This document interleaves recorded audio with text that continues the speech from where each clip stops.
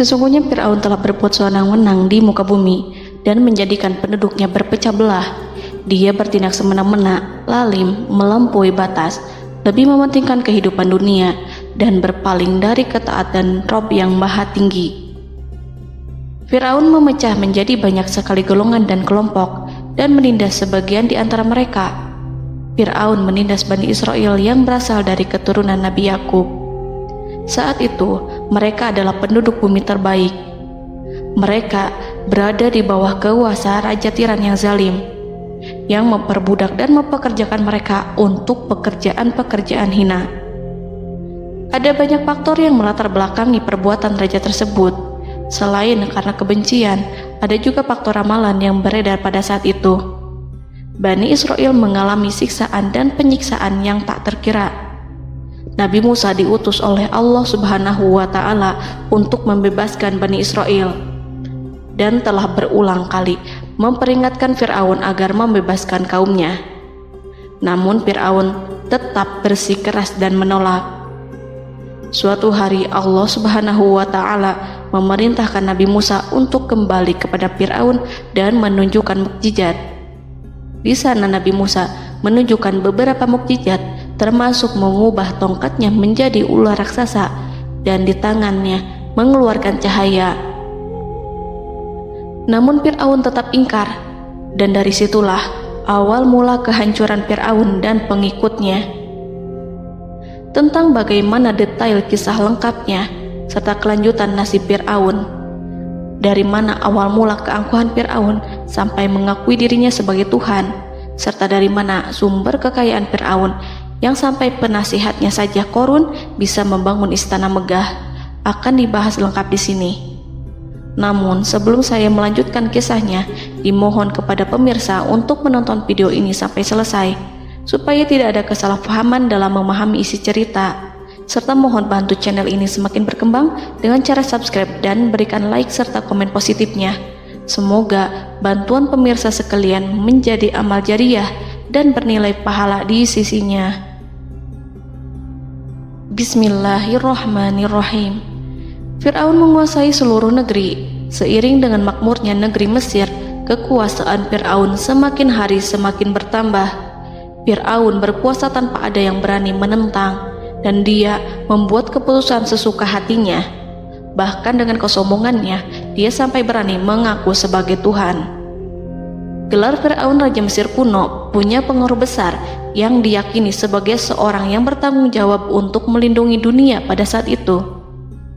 Fir'aun bukanlah nama seseorang, melainkan sebutan dalam Al-Quran yang merujuk pada seorang Raja Mesir yang sombong, suka menindas, dan sering melampaui batas, yang hidup ketika Nabi Musa alaihi salam bayi sampai dirinya dibinasakan oleh Allah di Laut Merah.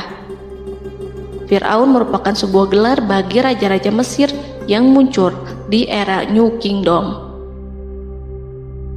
Pendapat Syekh Abdurrahman As-Sadi mengatakan bahwa Fir'aun merupakan gelar yang diberikan kepada raja-raja Mesir, sebagaimana Raja Babil disebut Namrud, Raja Habasyah disebut An-Najasyi, Raja Yaman disebut Al-Qil, atau Raja Persia yang disebut Kisra, penguasa Roma yang dijuluki Kaisar.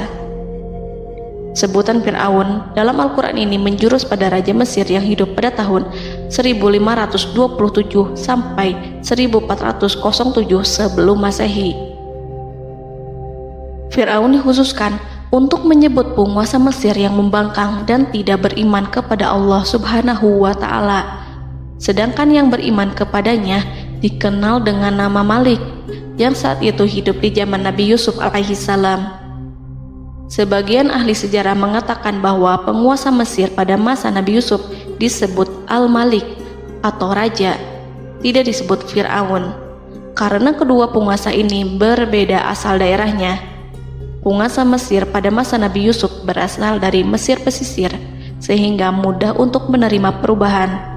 Sedangkan Fir'aun pada masa Nabi Musa berasal dari pedalaman Mesir yang mempunyai watak dan karakter keras serta kolot, dan tidak mudah menerima orang-orang di luar kalangan mereka. Dari keterangan di atas dipahami kenapa penguasa Raja Mesir pada masa Nabi Yusuf percaya kepada Nabi Yusuf dan mengikuti agama Nabi Yusuf, yaitu Islam. kemudian diikuti oleh rakyatnya. Sebagian ahli sejarah menyamakan Fir'aun dengan Mas'ab ibnu Royan. Ada pula yang menyatakan bahwa Fir'aun anaknya Walid ibnu Mas'ab ibnu Royan dari salah satu kaum Ad. Para Fir'aun Mesir kuno memperoleh kekayaan dan membangun kerajaan mereka yang megah melalui berbagai sumber. Beberapa sumber utama kekayaan dan pembangunan kerajaan Fir'aun adalah sumber daya alam. Mesir kuno diberkati dengan sumber daya alam yang melimpah, termasuk emas, tembaga, dan batu mulia yang ditambang dari wilayah gurun dan lembah. Sungai Nil juga menyediakan tanah yang subur untuk pertanian yang menjadi dasar ekonomi Mesir kuno. Air yang sangat penting ini memungkinkan kota-kota tumbuh di tengah gurun. Lonjakan air dan nutrisi itu mengubah lembah Nil menjadi tanah pertanian yang produktif.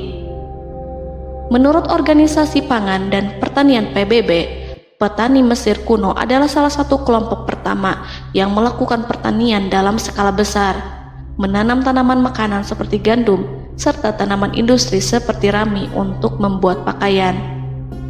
Sungai Nil mengalir ke utara sejauh 4.160 mil dari timur tengah Afrika ke Laut Tengah, yang memberikan Mesir kuno tanah subur dan air untuk irigasi.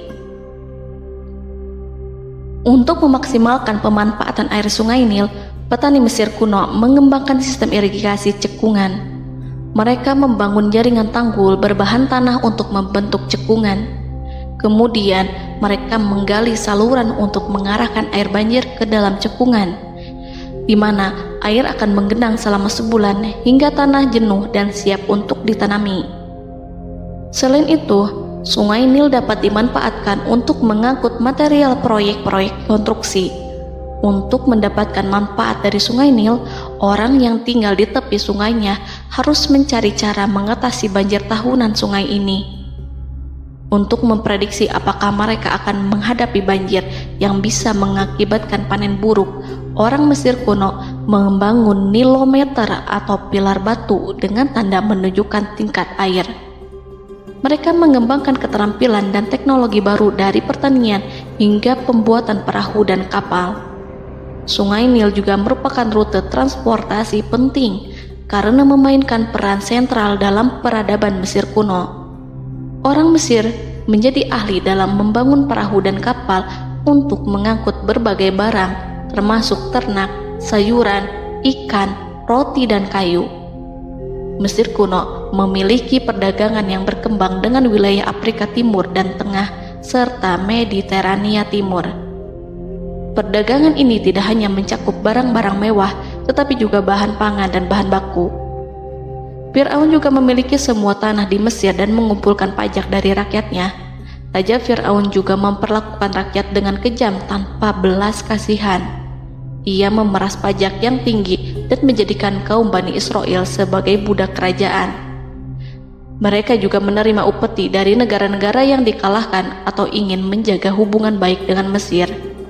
Bahkan Fir'aun juga memiliki proyek konstruksi untuk membangun struktur megah seperti piramida, kuil, dan monumen yang tidak hanya menunjukkan kekuasaan dan kekayaan mereka, tetapi juga berfungsi sebagai pusat administrasi dan agama. Proyek-proyek ini seringkali menggunakan tenaga kerja dari rakyat yang bekerja selama musim banjir. Kekayaan dan kerajaan megah Fir'aun merupakan hasil dari pengelolaan sumber daya yang efisien, eksploitasi sumber daya alam, dan kebijakan ekonomi yang cerdas. Ini semua mencerminkan kemajuan teknologi, organisasi sosial, dan kekuatan politik Mesir kuno. Kekayaan para Fir'aun Mesir kuno memang sangat luar biasa dan telah menjadi topik penelitian dan kekaguman selama berabad-abad. Fir'aun juga dikenal karena kehidupan mewah mereka. Sebagai penguasa Mesir kuno, Fir'aun hidup dengan kekayaan dan kemewahan yang hampir tak terbayangkan, yang mencerminkan kekuasaan dan status mereka. Mereka menghiasi diri mereka dengan aksesoris yang rumit dan gemerlap, serta mengenakan simbol otoritas dan kekuasaan tradisional. Dan Allah memberikan kepada Fir'aun berupa istidratuhul afiyah, yakni hidup sekian lama tanpa pernah merasakan sakit. Allah Subhanahu wa Ta'ala mengaruniai Fir'aun untuk bisa hidup selama 400 tahun tanpa sakit. Tentu, hal tersebut sudah menjadi kehendak Allah Subhanahu wa Ta'ala, maka tidak ada satupun manusia yang bisa menghalangi, bahkan bagi seorang Fir'aun sekalipun yang terkenal dengan kezalimannya. Namun dengan karunia-Nya yang diberikan Allah tersebut bukannya menjadikan Fir'aun sebagai manusia yang bersyukur, tetapi malah membangkitkan kesombongan dan kesesataannya. Dan puncak kesombongan Fir'aun juga dicatat Al-Quran sebagai penguasa tangan besi dan manusia yang pernah mengaku Tuhan. Aku adalah Tuhan kalian yang maha tinggi.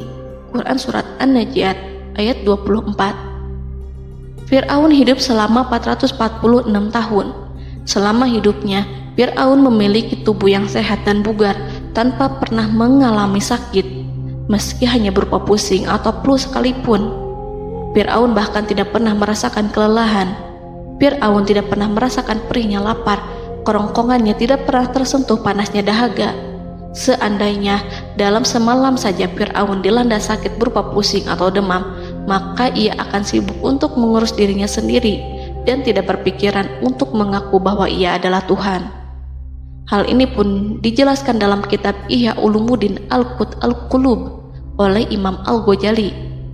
Sesungguhnya yang menyebabkan Fir'aun sampai berani mengatakan, "Aku adalah Tuhan kalian yang maha tinggi." Hal ini disebabkan karena ia mengalami masa sehat dalam hidupnya yang begitu lama. Kekejaman Raja Fir'aun diikuti dengan kesombongannya. Ia enggan bersyukur atas kemakmuran yang dianugerahkan Allah Subhanahu wa Ta'ala. Ia justru menjadikan negeri Mesir penuh dengan kemusyrikan. Sungguh, dia Fir'aun termasuk orang-orang yang berbuat kerusakan, dan kami hendak memberi karunia kepada orang-orang tertindas di bumi, dan hendak menjadikan mereka pemimpin dan menjadikan mereka orang-orang yang mewarisi bumi. Dan kami teguhkan kedudukan mereka di bumi, dan kami perlihatkan kepada Fir'aun dan Haman bersama bala tentaranya apa yang selalu mereka takutkan dari mereka. Surat Al-Qasas ayat 1-6. Haman yang merupakan penasihat dan sekaligus pelaksana proyek pembangunan menara untuk Fir'aun yang ikut berkontribusi dalam kesesatan Fir'aun, dan dia juga yang menjadi aktor utama atas kezaliman Fir'aun yang nantinya memberikan nasihat kepada Fir'aun dan mendorongnya untuk menolak ajaran Nabi Musa alaihi salam. Faktor yang mendorong Fir'aun melakukan tindakan keji ini adalah Bani Israel yang mempelajari suatu hal yang mereka riwayatkan dari Ibrahim, bahwa suatu saat nanti akan lahir seorang anak Bani Israel yang akan menghancurkan kekuasaan Raja Mesir. Berita gembira ini terjadi saat insiden antara Sarah, istri Nabi Ibrahim alaihissalam, dengan Raja Mesir yang saat itu berniat jahat terhadap Sarah. Namun Allah menjaganya. Berita gembira ini santer terdengar di antara Bani Israel. Kaum Kipti juga membicarakan berita ini, hingga sampailah juga ke telinga Fir'aun. Sebagian amir dan orang-orang dekat Fir'aun menyampaikan hal itu kepadanya saat tengah berbincang pada malam hari. Waktu itu Fir'aun langsung menginstruksikan untuk membunuh seluruh anak laki-laki Bani Israel untuk mengantisipasi kelahiran anak yang dimaksud. Tapi apa boleh buat, kewaspadaan sama sekali tidak bisa menghindari takdir. Suatu ketika Fir'aun bermimpi seakan-akan api datang dari arah Baitul Maqdis lalu membakar semua rumah Mesir dan seluruh kaum Kipti. Namun, api tersebut tidak membahayakan Bani Israel. Saat bangun, Fir'aun merasa takut oleh mimpi itu. Ia kemudian mengumpulkan seluruh paranormal dan tukang sihir. Fir'aun bertanya kepada mereka terkait mimpi itu. Mereka berkata, akan lahir seorang bayi laki-laki dari kalangan Bani Israel yang akan menghancurkan penduduk Mesir. Sebab itulah Fir'aun memerintahkan untuk membunuh anak laki-laki dan membiarkan hidup anak perempuan. Fir'aun sangat mewaspadai agar Musa tidak lahir, hingga menunjuk sejumlah laki-laki dan dukun beranak berpatroli memeriksa para wanita hamil dan mendata waktu kelahiran mereka. Jika ada yang melahirkan anak laki-laki, si bayi langsung disembelih oleh para algojo seketika itu juga. Allah berfirman, kami mengilhamkan kepada ibu Musa, susuilah dia Musa. Jika engkau khawatir atas keselamatannya, hanyutkanlah dia ke sungai Nil dalam sebuah peti yang mengapung. Janganlah engkau takut dan janganlah pula bersedih. Sesungguhnya kami pastikan mengembalikan kepadamu dan menjadikan sebagai salah seorang rasul. Surat Al-Qasas ayat 7. Pada saat itu, ibu Musa yang bernama Ayah Rika, ada juga yang menyebut Ayah Zakat, merasakan kesedihan yang amat dalam dan sudah mengantisipasi sejak pertama kali mengandung Musa. Kehamilannya ini memang tidak terlihat. Harun lahir pada tahun ketika hukuman mati bagi lelaki tidak berlaku, sementara Musa lahir pada tahun di mana bayi laki-laki harus dibunuh. Saat melahirkan, ibunya mendapat ilham agar Musa kecil diletakkan di dalam peti yang diikat dengan tali. Rumahnya tepat di hulu sungai Nil. Ia menyusui Musa, kemudian ketika khawatir pada seseorang, ia meletakkan Musa di peti itu, lalu dilepaskannya ke lautan, sementara talinya tetap dipegang. Setelah semua orang pergi, ia tarik kembali peti itu. Namun suatu hari, ibu Musa melepaskan peti itu, tetapi dia lupa tidak mengikatnya dengan tali, sehingga peti berisi Musa kecil itu hanyut bersama aliran sungai Nil hingga melintas tepat di depan istana Fir'aun. Selir-selir Fir'aun itu memungut peti dalam kondisi tertutup rapat. Mereka tidak berani membukanya. Peti itu kemudian diletakkan di depan istri Fir'aun, Asiyah binti Muzahim. Ada pendapat yang mengatakan bahwa Asiyah berasal dari Bani Israel dari keturunan Musa. Saat membuka penutup peti dan menyingkap tirai penutupnya, Asiyah melihat wajah Musa kecil memancarkan sinar-sinar nubuah kemuliaan. Begitu melihatnya, Asiyah langsung jatuh hati dan sangat mencintainya. Saat Fir'aun tiba, ia berseru, "Apa ini?" Kemudian ia memerintahkan untuk menyembelihnya, tetapi sang istri meminta agar bayi tersebut diberikan kepadanya. Sang istri berkata, "Dia adalah penyejuk mata hati bagiku dan bagimu." Fir'aun menimpali, "Iya, bagimu, tapi bagiku tidak. Aku tidak memerlukan bayi itu." Petaka memang selaras dengan tutur kata. Kata-kata istri Fir'aun, mudah-mudahan dia bermanfaat kepada kita. Allah memberikan manfaat yang ia harapkan. Di dunia, Allah memberikan hidayah padanya melalui sosok Musa, dan di akhirat, Allah menempatkan dia di surganya karena Musa. Atau kita ambil dia menjadi anak. Keduanya pun mengadopsi Musa karena mereka berdua tidak punya anak. Perkataan Asiyah ini diabadikan dalam Al-Quran surat Al-Qasas ayat 9. Dan berkatalah istri Fir'aun, "Ia adalah penyejuk mata hati bagiku dan bagimu. Janganlah kamu membunuhnya. Mudah-mudahan ia bermanfaat kepada kita atau kita ambil ia menjadi anak, sedangkan mereka tidak menyadari." Dalam ayat ini Allah Subhanahu wa Ta'ala berfirman yang artinya, sedangkan mereka tidak menyadarinya. Ibnu Katsir menjelaskan maksud dari ayat ini, mereka tidak mengetahui apa yang dikehendaki Allah, bahwa di tangan anak itulah terjadinya kehancuran masa depan Fir'aun dan bala tentaranya. Mereka tidak mengetahui hukuman besar Allah yang dikehendaki terhadap Fir'aun dan pasukannya. Mereka tidak tahu bahwa Allah menakdirkan mereka untuk memungutnya. Saat Musa tinggal di kediaman Fir'aun, pihak keluarga ingin menyusuinya. Namun Musa tidak mau menerima susu wanita manapun. Ia juga tidak mau makan, hingga mereka dibuat bingung karenanya. Mereka berusaha sebisanya untuk memberi Musa makan, namun Musa tidak mau. Seperti yang Allah sampaikan dalam surat Al-Qasas ayat 12.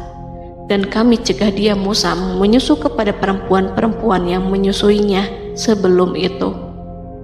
Mereka kemudian mengirim Musa bersama para dukun beranak dan sejumlah wanita ke pasar. Mungkin Musa mau menyusu pada seorang wanita di sana. Saat semua orang berdiri di hadapan Musa, saudari Musa melihatnya. Ia tak memperlihatkan sikap seakan-akan mengenal bayi yang sebenarnya adalah adiknya. Mereka kemudian pergi bersama saudari Musa itu ke kediaman Musa. Musa kecil kemudian digendong ibunya untuk menyusui bayi itu. Bayi yang tidak lain adalah anaknya sendiri, langsung menyusu dengan lahap. Melihat hal itu, mereka merasa sangat puas dan gembira. Mereka pun melaporkan peristiwa yang sangat menggembirakan itu kepada Asia. Asia meminta agar perempuan yang tidak lain adalah ibunya Musa itu untuk menetap bersamanya dan memohon kebaikan serta kesediaannya. Namun, perempuan itu menolaknya seraya berkata, "Sesungguhnya aku mempunyai suami dan anak-anak yang tidak bisa aku tinggalkan. Akan tetapi, aku siap melakukan jika bayi itu dibawa kepadaku ke rumahku." Akhirnya Asia mengutus ajudan kerajaan untuk menyerahkan bayi itu kepada ibunya Musa untuk disusui secara rutin. Asia kemudian memberikan berbagai macam fasilitas kepada ibu Musa berupa biaya nafkah sehari-hari, pakaian-pakaian bagus, dan beberapa hadiah istimewa yang lainnya sebagai kompensasi upah menyusui bayi itu. Akhirnya Musa kecil kembali ke pangkuan ibunya dan berada di bawah asuhannya. Allah telah menyatukan kembali bayi yang bernama Musa itu dengan ibunya sendiri. Fir'aun tidak akan menyangka jika Allah telah mempersiapkan sesuatu yang besar lewat kehadiran Musa kecil di kerajaannya. Sang raja bengis lagi terpedaya oleh banyaknya pasukan yang dimiliki, kekuasaan dan luasnya kerajaan yang maha agung yang tak terkalahkan, dan takdirnya tak bisa ditentang. Allah telah memutuskan bahwa bayi itu yang dia dan pengikutnya waspadai keberadaannya itu hingga dengan bengis membunuh banyak sekali nyawa yang tak terhitung jumlahnya. Padahal anak tersebut justru tumbuh dewasa di kediamannya, di atas kasurnya, memakan makanannya dan meminum yang ada di rumahnya.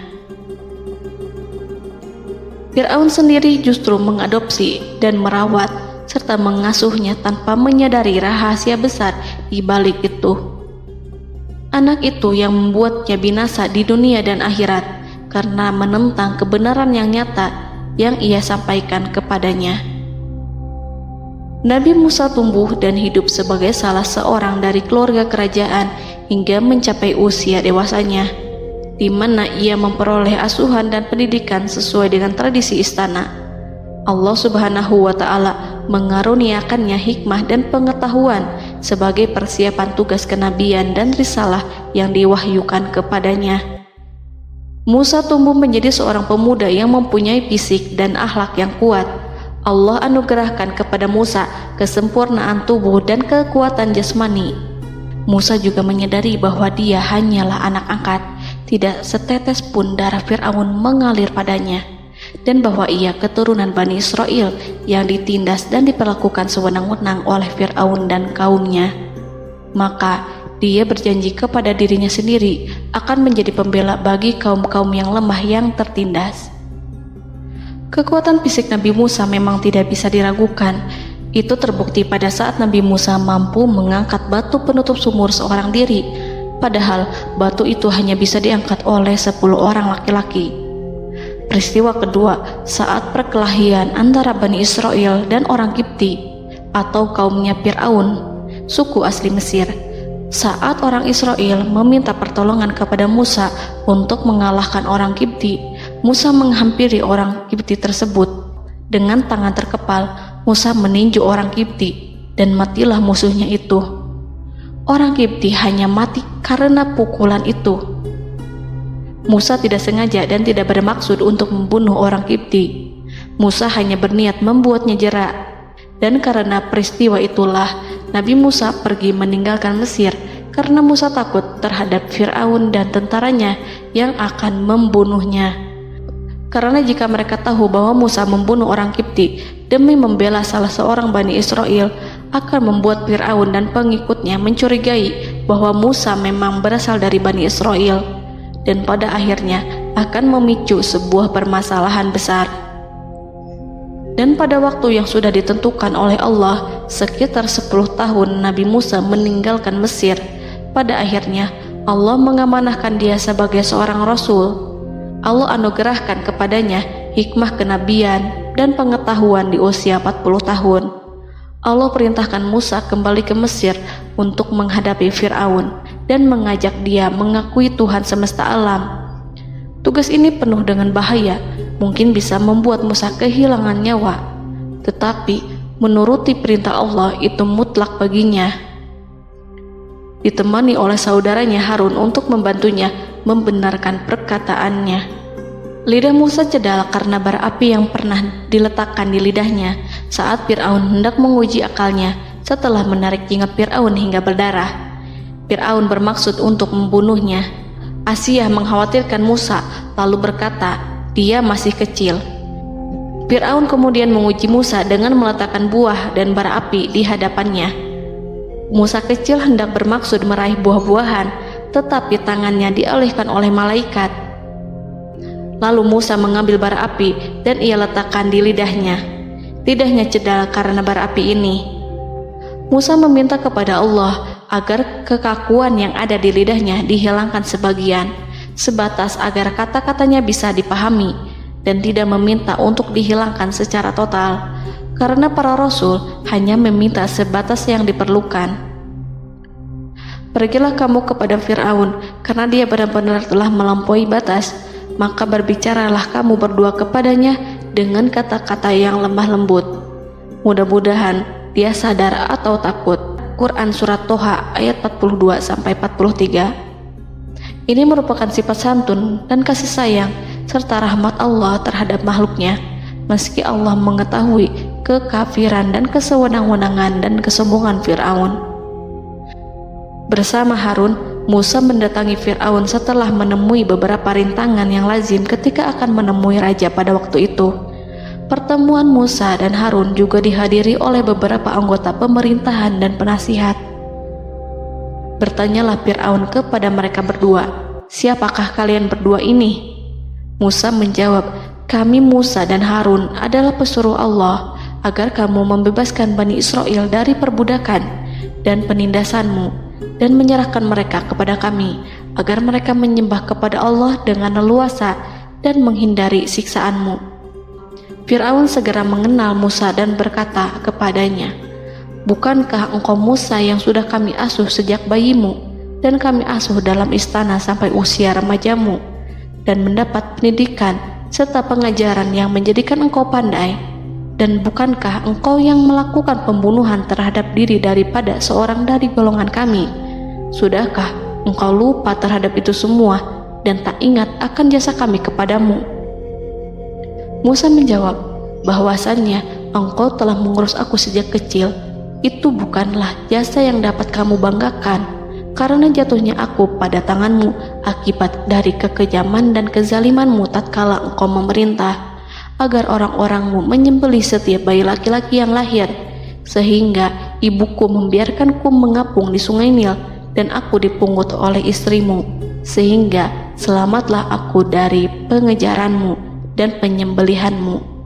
Dan kebaikan yang engkau sebutkan itu sebanding dengan perlakuanmu terhadap sebuah suku bangsa besar, yaitu Bani Israel secara keseluruhan, karena engkau telah menindas dan menjadikan mereka budak-budak untuk melayanimu. Dan mengenai pembunuhan itu merupakan kehilafanku, lalu aku lari darimu karena aku takut kepadamu. Namun peristiwa itu merupakan rahmat dan hikmah yang terselubung bagiku, sebab dalam perantauanku setelah aku melarikan diri dari negerimu ini, Allah Subhanahu wa Ta'ala mengaruniakanku dengan hikmah ilmu dan mengutus aku sebagai rasul. Maka dalam rangka tugasku sebagai rasul, datanglah aku kepadamu atas perintah Allah untuk mengajak engkau dan kaummu untuk menyembah Allah dan meninggalkan kezaliman serta penindasanmu terhadap Bani Israel yang kau pekerjakan dan perbudak mereka untuk melakukan pekerjaan dan melayanimu. Fir'aun bertanya, siapakah Tuhan yang engkau sebut-sebut itu, hai Musa? Adakah Tuhan di atas bumi ini selain aku yang patut disembah dan dipuja? Musa menjawab, ya, yaitu Tuhanmu dan Tuhan nenek moyangmu, serta Tuhan alam semesta. Fir'aun bertanya, siapakah Tuhan alam semesta itu? Musa menjawab, ialah Tuhan langit dan bumi, dan segala yang ada di langit dan di bumi.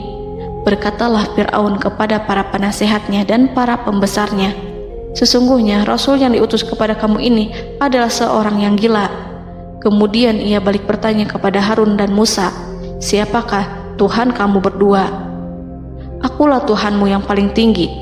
Surat An-Najiat ayat 23-24. Dan Fir'aun berkata, wahai para pembesar kaumku, aku tidak mengetahui ada Tuhan bagimu selain aku. Quran Surat Al-Qasas ayat 38. Fir'aun menentang, padahal ia tahu bahwa ia adalah hamba yang diatur, dan Allah lah yang menciptakan dan memberi bentuk rupa. Dan mereka mengingkarinya karena kezaliman dan kesombongannya, padahal hati mereka meyakini kebenarannya. Maka perhatikanlah bagaimana kesudahan orang-orang yang berbuat kerusakan. Quran Surat An-Naml ayat 14. Fir'aun beralih memakai kekuasaan dan wibawa yang ia miliki. Fir'aun berkata, jika engkau menyembah Tuhan selain aku akan memasukkanmu ke dalam penjara. Musa berkata, apakah engkau akan melakukan itu sekalipun aku tunjukkan kepadamu suatu bukti yang nyata? Fir'aun menjawab, tunjukkanlah sesuatu yang nyata itu. Maka Musa melemparkan tongkatnya. Tiba-tiba tongkat itu menjadi ular besar, dan Musa mengeluarkan tangan dari dalam bajunya. Tiba-tiba tangan itu menjadi putih bercahaya. Saking ketakutannya hingga membuat Fir'aun terkena diare. Dalam sehari lebih dari 40 kali buang air. Namun Fir'aun sebagai raja yang mengaku Tuhan tentu tidak akan begitu saja menyerah kepada Musa, walaupun telah diperlihatkan 2 mukjizat. Bahkan Fir'aun berkata kepada kaumnya yang dikhawatirkan terpengaruh oleh mukjizat Musa, bahwa apa yang dilakukan Musa merupakan sihir, dan Musa Harun adalah ahli sihir yang datang dengan maksud menguasai Mesir. Salah satu penasehatnya, yaitu Haman, mengusulkan agar mengumpulkan semua ahli sihir dari berbagai penjuru kerajaan untuk bertanding mematahkan sihir Musa, yang tanpa pikir panjang Fir'aun setujui. Fir'aun pun berkata kepada Musa, apa yang kau bawa ini adalah sihir. Kami akan melawanmu dengan sihir yang sama. Fir'aun pun kemudian meminta Musa untuk bertemu pada waktu dan tempat yang disepakati, dan langsung disetujui Nabi Musa tanpa ragu sedikit pun. Inilah salah satu tujuan terbesar Musa untuk memperlihatkan ayat-ayat hujah dan bukti-bukti nyata Allah di hadapan halayak ramai. Dengan berbekal pertolongan Allah, Musa yakin akan menang melawan para ahli sihir itu. Maka pada waktu yang sudah ditetapkan, yakni pada permulaan hari, saat cahaya matahari mulai terik menyengat, sehingga kebenaran akan terlihat terlebih jelas dan nyata, orang-orang berbondong-bondong menuju tempat yang sudah ditentukan untuk melihat pertandingan sihir yang sudah dihadiri ribuan tukang sihir. Menurut Muhammad bin Ka'ab, mereka berjumlah 80.000 ahli sihir. Mereka sudah dijanjikan hadiah dan uang yang besar jika berhasil mengalahkan Musa. Para penyihir istana berkata, wahai Musa, apakah engkau yang mau lebih dahulu ataukah kami? Musa menjawab, silahkan kalian lebih dahulu. Maka ketika tali-tali dan tongkat-tongkat ahli sihir dilemparkan, tiba-tiba berubah menjadi seakan-akan ia merayap cepat karena sihir mereka. Ada rasa takut yang menyelimuti hati Musa, takut jika orang-orang terkena fitnah sihir dan tipu daya mereka. Namun Allah langsung menguatkan Musa dan berkata yang diabadikan dalam Quran Surat Toha ayat 65-69, janganlah engkau takut, sungguh engkaulah yang unggul, dan lemparkanlah apa yang ada di tangan kananmu, niscaya ia akan membuat. Apa yang mereka buat itu hanyalah tipu daya tukang sihir belaka, dan tidak akan menang tukang sihir itu dari manapun ia datang. Saat Musa melemparkan tongkat, tongkat itu berubah menjadi ular besar yang memiliki kaki berleher besar dan bentuk yang menakutkan, hingga semua orang lari dan menjauh. Ular itu kemudian menelan tali-tali para tukang sihir dengan satu persatu dengan gerakan super cepat. Semua orang melihatnya dengan penuh keheranan, sementara para tukang sihir mereka tercengang dan bingung kala melihatnya. Mereka melihat sesuatu yang sama sekali tidak pernah terlintas di benaknya dan juga berada di luar bidang yang mereka kuasai. Saat itulah mereka tahu pasti bahwa yang mereka lihat itu bukanlah sihir, sulap, khayalan ilusi ataupun kebohongan semata, tetapi sebuah kebenaran yang hanya bisa dilakukan oleh Yang Maha Benar, yang mengutus mukjizat tersebut dengan benar. Allah menyingkap tabir kelalaian dari hati mereka, menyinarinya dengan petunjuk yang Ia ciptakan dan menyingkirkan gumpalan keras di hatinya. Mereka segera bertaubat dan tunduk sujud kepadanya. Dengan lantang mereka mengatakan kepada semua yang hadir tanpa memperdulikan hukuman ataupun siksaan apapun, "Kami beriman kepada Rob seluruh alam, yaitu Tuhannya Musa dan Harun." Fir'aun yang congkak dan sombong tentu sangat marah dengan apa yang disaksikannya itu ketika melihat ahli-ahli sihirnya begitu cepat menyerah dan mengakui kekalahan kepada Musa, bahkan menyatakan beriman kepada Tuhan Musa dan Harun. Tindakan itu dianggapnya sebagai pelanggaran terhadap kekuasaannya dan penentangan terhadap ketuhanannya dan merupakan tamparan bagi kewibawaannya. Fir'aun berkata kepada mereka, "Apakah kalian telah beriman kepada Musa sebelum aku memberi izin? Kenapa kalian tidak terlebih dahulu bermusyawarah kepadaku sebelum melakukan tindakan keji di hadapan rakyatku ini? Dia itu pemimpinmu yang mengajarkanmu sihir, dan bukankah ini adalah persengkongkolanmu terhadapku? Musa dapat mengalahkan kamu sebab ia mungkin merupakan guru dan pembesar yang mengajari sihir kepadamu, dan kamu telah mengaturnya, dan sandiwaramu ini tak akan kubiarkan. Akan kupotong tangan dan kakimu secara bersilang, dan sungguh aku akan salib kamu pada pangkal pohon kurma sebagai balasan dan hukuman atas pengkhianatanmu ini." Walaupun melihat langsung kebenarannya, Fir'aun tetap tidak percaya. Dia tidak suka keyakinan para penyihir terhadap Musa. Para penyihir itu yang telah mengakui keimanan mereka kepada Allah tak merasa gentar ataupun takut, karena ketika para tukang sihir itu sujud, mereka melihat rumah dan istana-istana di surga yang telah dipersiapkan untuk mereka. Semuanya dirias untuk menyambut kedatangan mereka. Karena itu, mereka tidak peduli dengan ancaman Fir'aun.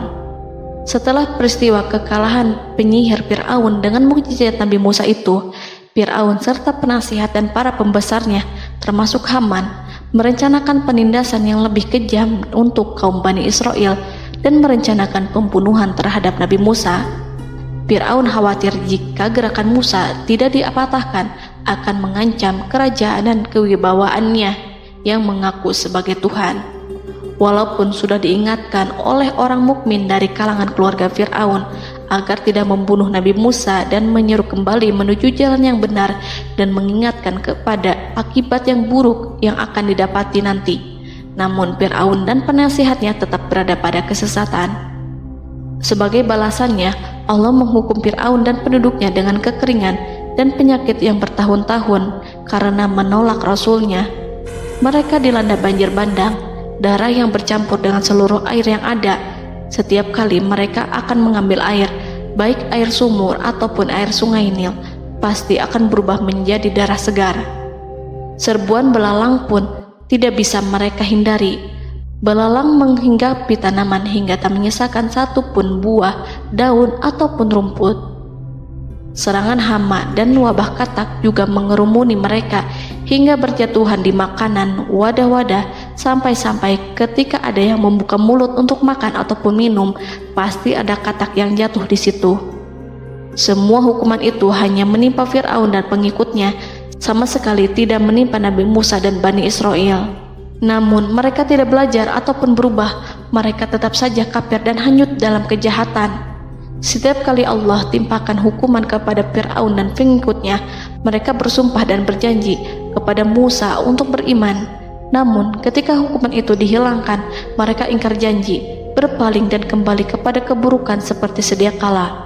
Dari semua penderitaan ini, Allah perintahkan Musa membawa pengikutnya keluar dari Mesir, memulai perjalanan berbahaya antara hidup dan mati. Setelah mengetahui keberangkatan Nabi Musa dan Bani Israel, Fir'aun bersama tentaranya bergerak untuk membantai mereka. Dengan pasukan besar yang berjumlah lebih dari 1.600.000 personil, ditambah 100.000 ekor kuda berwarna hitam legam, Fir'aun berhasil mengejar rombongan Nabi Musa yang saat itu berjumlah 600.000 prajurit di pantai Laut Merah saat matahari terbit. Pasukan Fir'aun mengepung mereka dari semua arah. Di belakang mereka ada tentara Fir'aun yang kejam, sementara di hadapan mereka Laut Merah yang membentang luas. Kala situasi kian genting dan Fir'aun beserta seluruh pasukannya mendekat dengan kesungguhan hati, diperkuat dan persenjataan, juga dengan amarah dan kedengkian, penglihatan tidak menetap mengarah ke suatu tujuan, dan hati naik menyesak sampai ke tenggorokan. Saat itulah Yang Maha Penyantun lagi kuasa, Rob Arsy yang mulia, mewahyukan kepada Musa, "Pukullah laut itu dengan tongkatmu." Maka tatkala Musa memukulkan tongkatnya ke lautan, laut itu pun terbelah. Air lautan berdiri tegak laksana gunung yang terbelah oleh kuasa yang maha agung, yang bersumber dari zat yang mengatakan kepada sesuatu, "Jadilah," maka jadilah sesuatu itu. Allah memerintahkan angin barat untuk menyapu kerikil-kerikil hitam lautan, hingga dasar lautan berubah menjadi tanah yang kering, yang tidak melekat pada kaki-kaki kuda dan hewan. Allah memerintahkan Musa untuk melintas bersama kaumnya. Mereka segera turun melintas dengan senang. Mereka menyaksikan sebuah hal yang membuat mata tercengang dan memberikan petunjuk pada hati orang-orang yang mukmin. Setelah Musa bersama kaumnya melintas secara keseluruhan dan keluar dari lautan, saat itulah pasukan garis depan Fir'aun baru masuk. Saat itu Musa bermaksud memukulkan tongkat ke lautan agar kondisi laut kembali seperti sedia kala, agar Fir'aun dan pasukannya tidak bisa mengejar. Tapi Allah yang Maha Kuasa dan pemilik keluhuran memerintahkan agar lautan tetap dibiarkan seperti itu, seperti yang Ia firmankan. Saat Musa membiarkan lautan dalam kondisi terbelah dan Fir'aun tiba di tepi pantai, ia melihat sesuatu yang dahsyat. Kondisi ini membuatnya tercengang, dan ia tahu betul bahwa apa yang dilihatnya adalah pekerjaan Rob Arsy yang mulia, seperti halnya mukjizat lain yang pernah ia lihat sebelumnya. Fir'aun berhenti dan tidak maju. Ia menyesal karena mengejar Bani Israel dalam situasi seperti ini, di saat penyesalan tiada lagi membawa guna. Namun Fir'aun memperlihatkan sikap tangguh dan kuat di hadapan para pasukannya dan memperlakukan mereka layaknya musuh. Jiwa kafir dan watak keji Fir'aun mendorong dirinya mengatakan kepada kaum yang ia perdaya hingga patuh dan mengikuti kebatilannya, "Lihatlah bagaimana lautan ini terbelah agar aku bisa mengejar budak-budakku yang melarikan diri dari kekuasaanku, menyimpang dari ketaatanku, dan meninggalkan negeriku." Fir'aun bersembunyi di barisan belakang dengan harapan ia bisa selamat, tapi mustahil ia bisa selamat. Fir'aun terlihat maju mundur. Dan pada kesempatan itu, Jibril menampakkan diri dalam wujud seorang penunggang kuda perawan, lalu melintas di hadapan kuda jantan yang ditunggangi oleh Fir'aun. Kuda yang ditunggangi Fir'aun meringik menghampiri kuda yang ditunggangi Jibril. Fir'aun kemudian masuk ke dalam lautan hingga mendahului kuda dengan tangkas dan cepat. Fir'aun tidak pun hindari mara bahaya dari dirinya ataupun mendatangkan manfaat. Mereka segera menyusul hingga semuanya berada di lautan. Setelah bagian depan hendak mencapai tepi, Allah memerintahkan Musa melalui wahyu untuk memukul lautan dengan tongkat. Musa memukul lautan dengan tongkat. Lautan kembali menyatu seperti sedia kala dan menenggelamkan mereka semua. Tak seorang pun yang selamat. Allah menggambarkan tentang bagaimana Fir'aun didengkot orang-orang kafir Kipti tenggelam. Gelombang besar sesekali turun dan sesekali naik membawa Fir'aun. Bani Israel melihatnya dan juga pasukannya, seperti apa siksa dan petaka besar yang Allah timpakan kepadanya dan juga pasukannya, agar Bani Israel senang dan lega. Saat Fir'aun menyaksikan kematian dan mulai sakarat, ia kembali kepada jalan kebenaran dan bertaubat, serta beriman pada saat keimanan tiada lagi membawa guna. Seperti yang Allah sampaikan dalam ayat yang lain, sesungguhnya orang-orang yang dipastikan mendapat ketetapan Rabb-Mu tidaklah akan beriman meskipun mereka mendapat tanda-tanda kebesaran Allah hingga mereka menyaksikan azab yang pedih. Quran Surat Yunus ayat 96-97. Seperti itulah Musa mendoakan keburukan pada Fir'aun dan golongannya agar harta benda mereka dibinasakan, hati mereka diikat sehingga mereka tidak akan beriman hingga melihat siksaan yang pedih, yaitu ketika keimanan tidak ada lagi membawa guna bagi mereka, sekaligus sebagai penyesalan bagi mereka. Allah berfirman kepada Musa dan Harun saat keduanya mengucapkan doa tersebut, sungguh telah diperkenankan permohonan kamu berdua. Quran Surat Yunus ayat 89. Siksaan yang ditimpakan kepada Fir'aun dan pasukannya ini merupakan jawaban atas doa Musa dan saudaranya Harun. Dalam hadis riwayat Imam Ahmad, Rasulullah Shallallahu Alaihi Wasallam bersabda, saat Fir'aun berkata, aku percaya bahwa tidak ada Tuhan melainkan Rabb yang dipercaya Bani Israel, Jibril berkata kepadaku, wahai Muhammad, andai kau melihatku saat mengambil pasir lautan, lalu aku sumpalkan ke mulutnya karena khawatir jika rahmat menghampirinya. Ibnu Abbas dan lainnya mengatakan, sebagian Bani Israel meragukan kematian Fir'aun, bahkan ada yang menyatakan bahwa Fir'aun tidak mati. Allah kemudian memerintahkan lautan untuk mengapungkan jasad Fir'aun. Maka pada hari ini kami selamatkan jasadmu, yaitu dengan mengenakan baju perang yang dengannya kau dikenali, agar engkau dapat menjadi pelajaran bagi orang-orang yang datang setelahmu, yaitu agar kau menjadi bukti bagi Bani Israel atas kekuasaan Allah yang membinasakan Fir'aun. Karena itu, sebagian salaf membaca, kemungkinan yang dimaksud adalah kami menyelamatkan jasadmu beserta baju perangmu agar kau menjadi pelajaran bagi orang-orang setelahmu dari kalangan Bani Israel, dan mereka tahu bahwa kau telah binasa. Wallahu a'lam.